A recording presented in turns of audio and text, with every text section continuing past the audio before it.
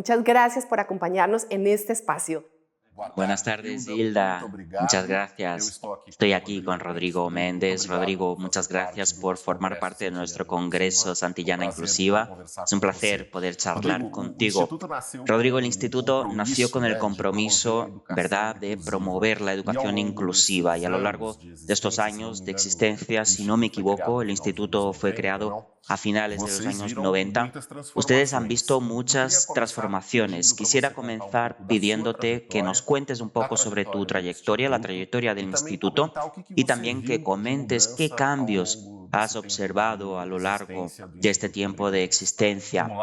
Bueno, vamos allá. Entonces, agradezco la invitación. Santillana es una socia antigua y tú mismo también, siempre muy comprometidos con la temática, realmente preocupados por mejorar las condiciones de atención a niños y niñas con trastornos o con alguna discapacidad. Yo nací en una familia de profesoras. Mi madre, mis tías daban clases en escuelas públicas, lo que hizo que la educación fuera un tema prioritario en casa.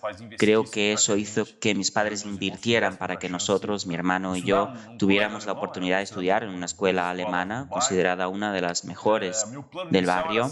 Mi plan inicial era ser médico. Tomé esa decisión después de pasar por una cirugía de rodilla a los 14 años que recuperó completamente de una lesión que había sufrido mi rodilla y me permitió volver a practicar cualquier actividad física. Y fue muy simbólico porque yo ya era fanático de los deportes, entonces nada me parecía más noble que trabajar en una actividad que devolviera bienestar a las personas, que les diera condiciones para realizarse. Así que decidí en ese momento orientar mi futuro hacia esa área y dando un salto en el tiempo, cuando yo estaba en un curso preuniversitario, sufrí un atraco donde recibí un disparo y eso generó una inmovilidad debajo de los hombros, lo que se llama tetraplegia.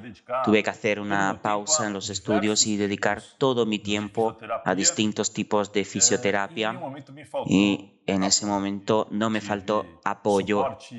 Tuve el soporte incondicional de mi familia, de mi red de amistades, tuve acceso a médicos excepcionales y creo que, además de eso, mi historia, mi vivencia con el deporte fue decisiva para que yo pudiera superar ese momento de ruptura, especialmente en el remo. Yo fui remero por el Corinthians. Corinthians es un equipo importante, deben saberlo, importante en São Paulo, pero también en el mundo. Y remo trabaja mucho la cuestión de la resistencia física, el desafío de no tirar la toalla cuando uno llega a su límite físico humano.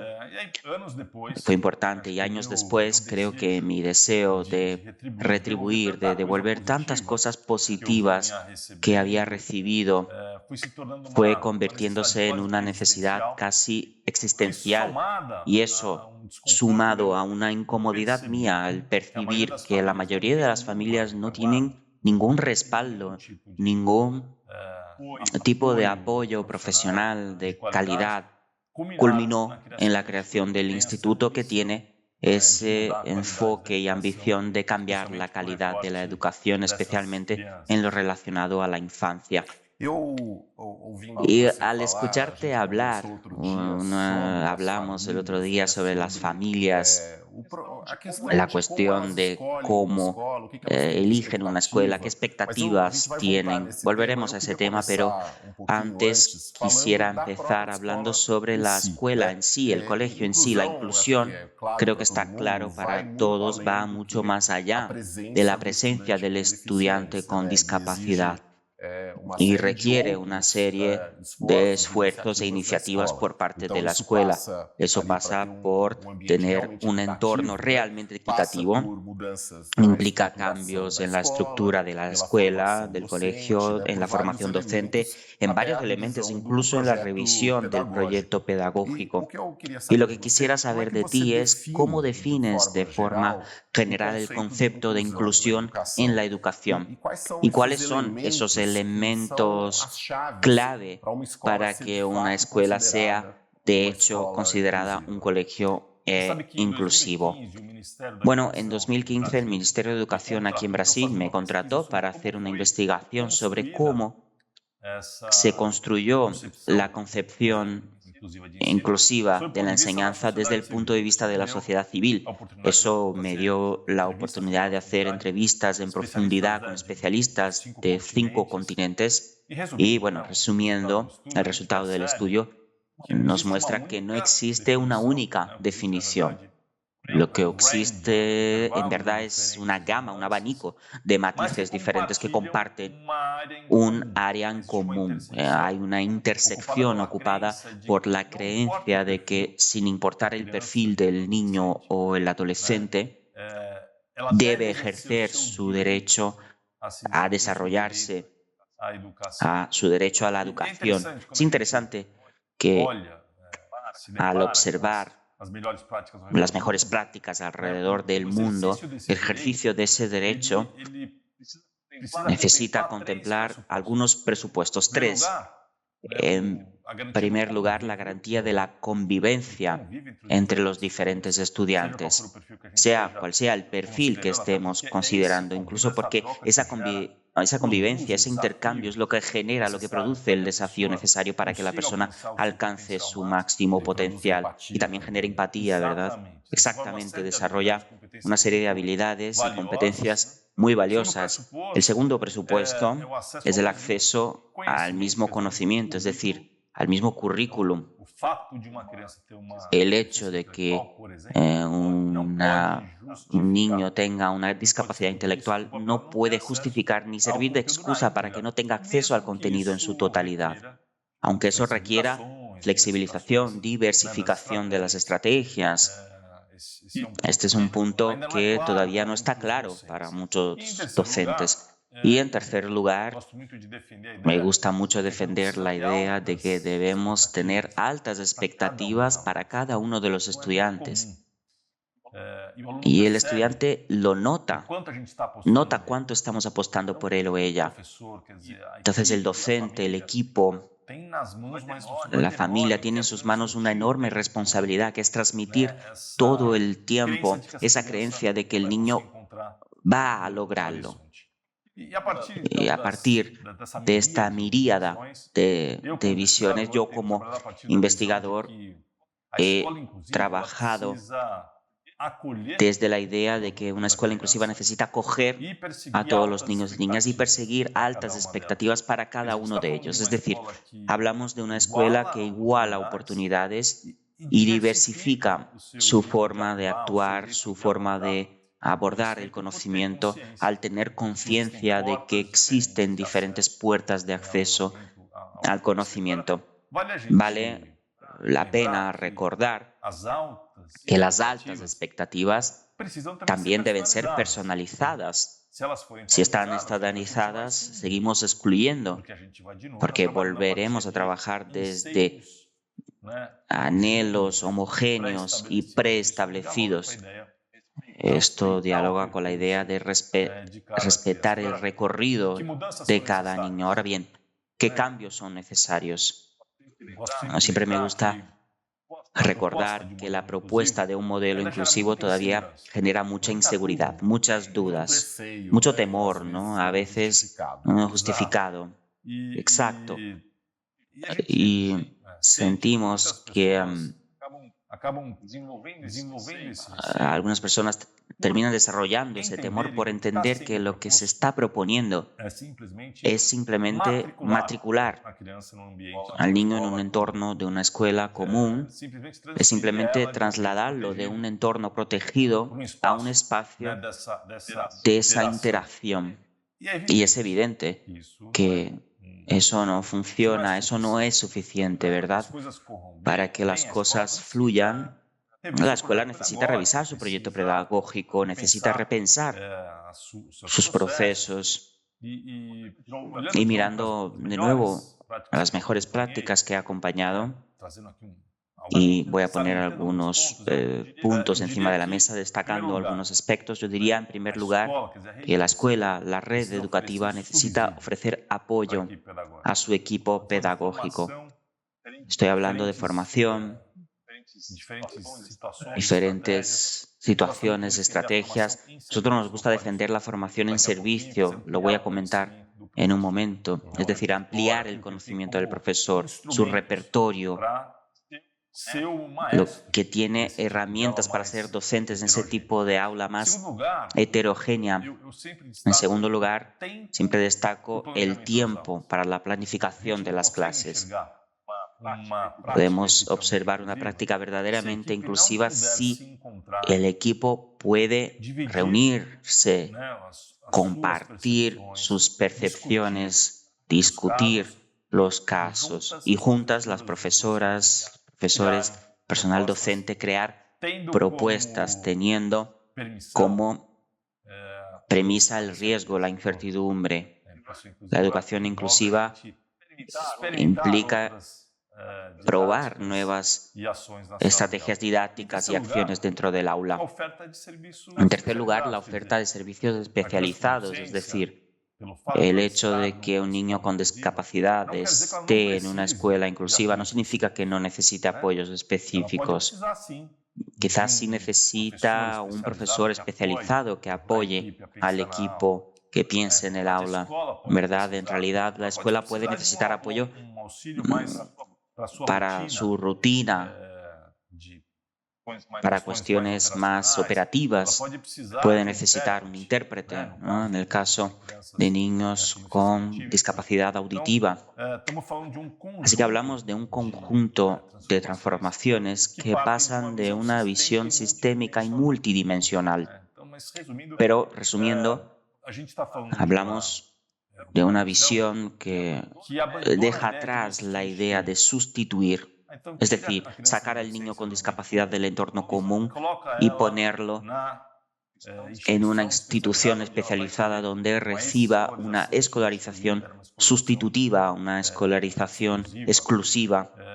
Lo que estamos proponiendo es la combinación de la práctica de una escuela inclusiva, en el sentido de permitir la participación de cualquier estudiante con servicios especializados. Así que no se trata de reemplazar, sino de sumar. Y viendo todo lo que existe en datos de investigaciones, ese modelo de escuela inclusiva es el que realmente permite un recorrido de aprendizaje que le da al niño o a la niña la oportunidad de participar de verdad en su trayectoria de vida, de construir autonomía y convertirse en una persona que se emancipa al ejercer su ciudadanía plena, ¿verdad? Y esto implica lo que nos está diciendo. Es una participación más activa de toda la comunidad escolar, educativa. Todos los agentes del sistema educativo necesitan involucrarse y necesitan aportar su granito de arena para que esa acogida verdadera ocurra. Pero hay un agente en especial que es el profesor o la profesora, es un poco quien está en primera línea de ese proceso. ¿Cuáles serían entonces las mejores prácticas pedagógicas para ese profesional educativo? Y te pregunto especialmente por esas buenas prácticas porque hace unos años tuvimos la oportunidad de publicar tu libro por la Fundación Santillana, donde justamente se hablaba de esas mejores prácticas en las escuelas, en aquel momento aquí en las escuelas brasileñas, tanto públicas como privadas. ¿Qué pudiste identificar como esas mejores prácticas para el docente? Creo que vale la pena dar un pasito atrás para alinear un concepto que creo que es fundamental para pensar en prácticas inclusivas, que es la definición de persona con discapacidad que trae la Convención de la ONU desde 2006, que es el principal marco regulador que influye en todo el mundo y trae una nueva forma de entender qué es la condición de la discapacidad. Hasta entonces predominaba la visión clínica médica que observaba únicamente los impedimentos presentes en la persona, que pueden ser físicos, intelectuales, auditivos, visuales, etc. A partir de esa nueva propuesta, la condición de discapacidad pasa a entenderse como el resultado de la combinación de dos elementos. En primer lugar, los impedimentos que mencioné, los clínicos, y en segundo lugar, las barreras que están alrededor de la persona, que están en la arquitectura, en la forma en la que nos comunicamos, en los materiales pedagógicos, barreras que están presentes incluso en los comportamientos que la escuela tiene hacia su alumnado. ¿Y eso cómo se aplica en la práctica, verdad? ¿Cómo lo maneja un profesor, verdad? Hace algunos años recibimos el relato de un profesor de física llamado Bruno. Trabajaba en una escuela secundaria en Belém, al norte de Brasil. Y ese año se encontró con una realidad nueva, una sorpresa. Uno de sus alumnos, André, era ciego. Entonces se preguntó cómo iba a enseñar física, algo que implica imágenes, objetos, cuestiones muy concretas que necesitan esa abstracción para ser transmitidas a alguien que no ve. Y entonces decidió apostar por la capacidad creativa de su propia clase como un proyecto de investigación, y los alumnos juntos, a partir de una investigación, desarrollaron un conjunto, un portafolio de materiales. Entonces, por ejemplo, para enseñar la formación de imágenes en los planos, crearon una base de madera donde colocaron dos muñecas idénticas, una en cada extremo, mirándose una a la otra. Y en el centro colocaron una placa de acrílico vertical que representaba el propio espejo. Y para simular, ilustrar los rayos de luz que generan la imagen, conectaron las muñecas con una serie de hilos que atravesaban esa placa de acrílico. Es decir, una muñeca era el objeto real y la otra el objeto virtual formado por el espejo. Es solo un ejemplo de acciones que cambia el horizonte de quien está en esa condición. Así que volviendo al concepto de la ONU, el impedimento clínico de André, es decir, su discapacidad visual, sumado al obstáculo, a la barrera del material didáctico, que hasta en ese momento era un libro impreso, eso generaba una desventaja, generaba una inaccesibilidad, una situación de exclusión. A partir del momento en que Bruno, junto a sus alumnos, pues trajeron al aula un material alternativo que eliminó la barrera del formato material, permitió el acceso al aprendizaje de verdad. Eso no significa que el impedimento clínico de André haya desaparecido, pero ya no representaba una fuente de exclusión. Creo que es un punto de vista importante para los profesores a la hora de pensar en prácticas inclusivas, prácticas accesibles. Como mencionamos en nuestro libro, tenemos casos de todo el mundo. Siempre consideramos 5 dimensiones que deben tenerse en cuenta. En primer lugar, la gestión escolar, es decir, el papel del líder, de la persona que representa ese proyecto pedagógico, que necesita asumir esa agenda como algo prioritario y transmitirlo a su equipo. En segundo lugar, observamos mucho esas estrategias que se desarrollan en el aula. Eso implica pensar en la evaluación, no solo en el plan de clase, en los contenidos, sino en cómo se evaluará a este estudiante y cuál es la relación de los docentes con los especialistas. Esta es la dimensión de las alianzas que las escuelas también establecen con instituciones y profesionales que pueden ofrecer su experiencia. La dimensión que ya comentamos de la familia y la dimensión pública, es decir, las políticas, la legislación existente que también necesita estar en el día a día del gestor, necesita tener esos recursos disponibles. Y también hace poco comentaste sobre la personalización, incluso con el ejemplo del profesor de física, esto también me lo recordó, ya para ir adentrándonos a la cuestión tecnológica. Tecnología e inclusión parece que han caminado juntas, ¿verdad? Entonces, tenemos recursos, algunos bastante recientes, como es el caso de la inteligencia artificial, pero también tenemos el diseño universal para el aprendizaje. ¿Cómo pueden estas tecnologías apoyar en este tema de la inclusión? ¿Y qué ejemplos podemos identificar ya del uso de estos recursos? El diseño universal para el aprendizaje ya tiene algunas décadas, creo que ya es algo más consolidado, pero ahora tenemos la IA aterrizando con fuerza también en la educación. Así es, yo diría que la tecnología puede explorarse como catalizadora del proceso de inclusión escolar, siempre que se la explore bien. Entonces, habla un poco de la concepción del diseño universal para el aprendizaje. Trae un marco interesante para eso que he destacado en relación con la planificación de las clases. ¿Qué es el diseño universal?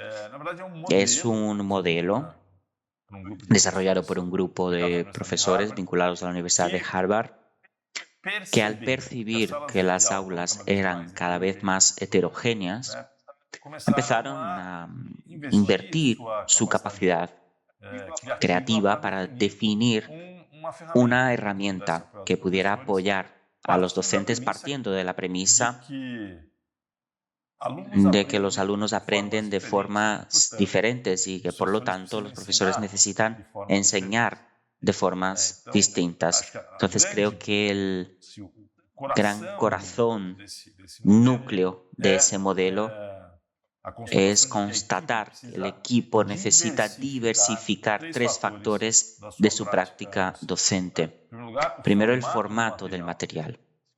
En segundo lugar, las acciones en el aula, las acciones pedagógicas. En tercer lugar, las relaciones establecidas entre el alumno y su vida cotidiana. O sea, estamos hablando de explorar distintas formas de presentar contenido curricular, distintas formas de acceder a lo que cada estudiante explora para desarrollarse y, en tercer lugar, su compromiso con su vida cotidiana. Esto está siendo adoptado ya en algunas partes del mundo y la tecnología es uno de los viabilizadores, es una aliada. Sin tecnología difícilmente los equipos tendrían tiempo para pensar, considerando la variedad de demandas, y desarrollar materiales variados. Entonces, el hecho de eliminar muchas barreras acelera este proceso y permite un aula más plural. Uno de los cursos que desarrollamos está justo en esa línea de apoyar al docente para crear materiales pedagógicos más accesibles y diversos. Por ejemplo, en una clase de la periferia de São Paulo, donde una profesora tenía dificultades para abordar el tema del sistema solar. Era una clase de cuarto grado y tenía un alumno con autismo, un niño autista y otra niña con discapacidad intelectual. Y entonces, a lo largo del proceso formativo, la profesora con su equipo creó una serie de maquetas tridimensionales, es decir, multisensoriales del sistema solar, y acopló ese material a un tipo de juego que volvía el tema un poco más interesante, más lúdico. Y con eso fue eliminando la barrera y permitiendo que todas las niñas y niños se interesaran más y pudieran, de hecho, comprender ese contenido. Y es importante también destacar, Luciano, que este tipo de tecnología, tipo de enfoque, no solo favorece al niño o la niña con discapacidad, favorece al grupo entero. Exactamente, hay un beneficio colectivo para toda la clase. Entonces me preguntaste sobre las recomendaciones. Pues esta es una de las recomendaciones que solemos hacer. Ese cuidado en demostrar que hay altas expectativas, como mencioné. Creo que es importante que las propuestas en el aula partan de un compromiso de asegurar que las nuevas acciones, es decir, las estrategias que van a ser probadas, beneficien a toda la clase. Y sobre la inteligencia artificial, ¿has visto ya algo en la práctica o aún está en fase de desarrollo? Bueno, acabo de volver de Stanford, pasé una semana hablando con algunos especialistas y sí, existen muchas oportunidades, herramientas que ayudan a los estudiantes a identificar errores posibles, por ejemplo, en la escritura, en la interpretación de textos. Entonces, sí, ahora tenemos delante de nosotros un universo de nuevas herramientas que van a contribuir, pero siempre con el cuidado, Luciano, primero de no creer que todo lo que encontramos en Internet es positivo. Hay muchas propuestas equivocadas, iniciativas que no van a prosperar o que parten de principios equivocados. Exacto.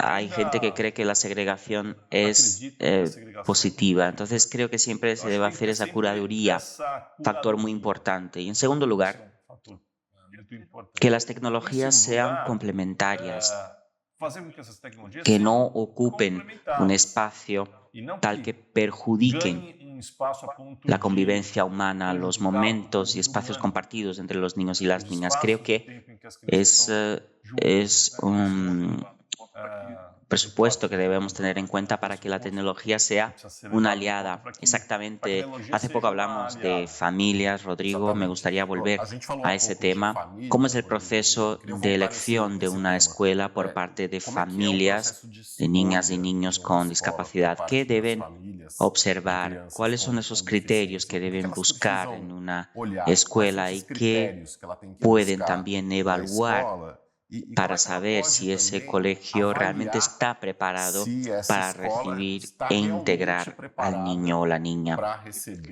Bueno, voy a intentar sintetizarlo. El primer paso es que la familia pueda hablar con la gestión, la administración del colegio, con los docentes, intentando comprender cuál es la concepción, cuál es la visión de educación que ese colectivo de profesionales educativos sigue. Es decir, hay una preocupación verdadera con la equidad educativa. Existen iniciativas que generan una masa crítica en términos de experimentación de nuevas didácticas que se desprenden de los modelos homogéneos de enseñanza y aprendizaje. ¿Cuáles son las formas de evaluación de las niñas y los niños?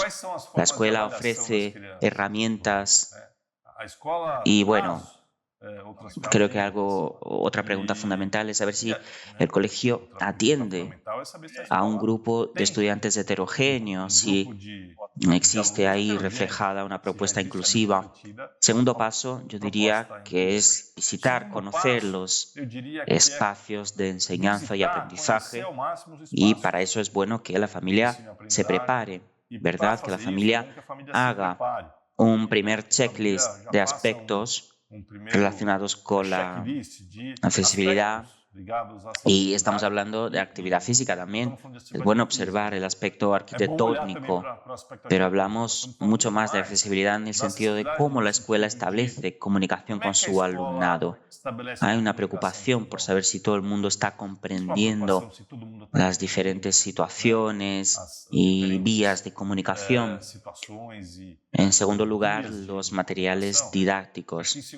Hay una biblioteca, un portafolio, una variedad de formatos, o el colegio se apega a un único tipo de material. Y creo que también intentar entender, en términos de accesibilidad, cuál es la actitud, la forma en la que el profesorado se relaciona con esa diversidad de perfiles. Y para cerrar, el tercer paso, creo que también charlar con las familias que tienen hijas e hijos en esa escuela. Creo que también son fuentes muy valiosas de información para entender si Los niños están teniendo la oportunidad de desarrollarse si existe de verdad una visión de que todo el mundo tiene ese derecho y de que la escuela debe buscar formas de ofrecer lo mejor para cada niño y niña y preguntar si la familia recomendaría ese colegio para que otro compañero, otro hijo o hija también entre ahí a ese colegio. Creo que eso ya aporta una buena idea, una buena noción de si esa escuela es una alternativa interesante. Creo que lo que queda claro es que la familia y la escuela tienen que caminar juntos en esa trayectoria, no solo desde la perspectiva desde la escuela, qué es lo que la escuela puede hacer también en relación a la relación con las familias, qué puede hacer para fortalecer esa alianza. Bueno, parte de los roles, ¿no? Desempeñados por la escuela, el establecimiento de un diálogo continuo con las familias. Hemos visto instituciones que promueven encuentros muy restringidos, muy esporádicos, para debatir qué se está desarrollando, cuáles son los objetivos pedagógicos y así sucesivamente. Siempre me gusta contar el ejemplo de un colegio que conocí en Acre, también en el norte de Brasil, donde la directora, a partir del momento en que asumió ese compromiso con la inclusión educativa, estableció una agenda de encuentro con las familias casi semanales y todas las familias. Así que del mismo modo que tenemos que pensar en todos los estudiantes, también tenemos que incluir a las familias que aparentemente no tienen ningún vínculo directo con la temática de la discapacidad, aparentemente, pero que necesitan ser incentivadas a convivir, ¿no? Y entender lo que pasa, porque sus hijos e hijas también tienen sus diferencias en otros aspectos. Y esta directora, al conducir esa agenda de reuniones, ofrecía a las familias oportunidades de aprender lengua de signos, dado que el colegio tenía niñas y niños sordos y tenía encuentros para debatir la legislación, como foros para debatir también cuáles son las tendencias contemporáneas. Así que la cuestión de la inclusión era transversal a esos espacios de diálogo. Yo lo sintetizaría en una responsabilidad de establecer un diálogo abierto, genuino. Y Rodrigo, en esas más de 2 décadas de actuación del instituto, mencionaste ahora la legislación. ¿Has visto avances significativos en Brasil? Me refiero también en América Latina en general. ¿Tu perspectiva es que hemos hecho una trayectoria de conquistas en lo relacionado a la legislación y las normativas en educación? Yo tengo una percepción muy positiva, Luciano, la verdad. Creo que si hacemos una retrospectiva desde la posguerra hasta hoy, tenemos una trayectoria ascendente en términos de logros y conquistas. Claro, siempre vivimos una situación pendular, hay momentos de retrocesos y así sucesivamente, pero yo diría que esa convención de 2006 fue, creo, el gran punto de inflexión, un punto divisor de aguas para el mundo, con esa forma distinta, no solo de ver la condición de discapacidad desde un paradigma social, sino también desde una afirmación más contundente de que los sistemas educativos deben ser inclusivos en todos sus niveles, y eso debe asumirse por los países miembros de la ONU. Y la Convención fue una fuente de influencia y de transformación en varios países. En Brasil, por ejemplo, todo el marco legal está inspirado en esa convención. Es un instrumento más del poder ejecutivo, del ministerio, que desde 2008 está totalmente alineado a esa política. Y tenemos la ley de marco de inclusión, que es el gran referente legal, que es una traducción de la convención, con algunos complementos con respecto a particularidades de nuestra región, de nuestro país. Preguntaste sobre cambios, los que he notado al comienzo de nuestra conversación. Bueno, hay otros, creo que ese conjunto de nuevas directrices legales hoy nos damos cuenta que genera un cambio en la topografía de las matrículas. Hace 20 años, Luciano, si tomamos los datos del ministerio, la mayoría de los niños estaban en colegios especiales o en clases especiales. Solo había un 40% de las matrículas de ese público en ambientes inclusivos. Hoy, pasadas 2 décadas, hemos invertido esa situación. El 90% de las matrículas de educación especial en Brasil corresponden a niñas, niños y adolescentes en aulas inclusivas. Una conquista extraordinaria.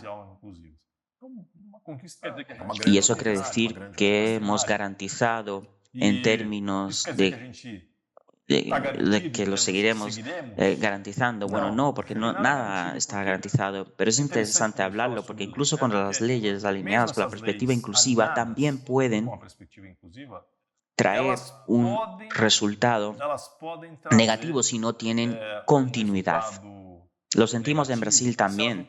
Estábamos en un momento de mucha inversión, de mucha contundencia por parte de la gestión de la implementación de estas cuestiones y en 2014-2015 se recortaron los programas que viabilizaban la transformación y entonces ahora estamos viendo las consecuencias, porque si no se brinda respaldo en términos de estructura, en términos de apoyo al profesorado, el impacto es negativo porque las familias empiezan a notar que sus hijas e hijos no están siendo bien atendidos y entonces volvemos a tener una inseguridad enorme que lleva a una defensa del regreso a la segregación.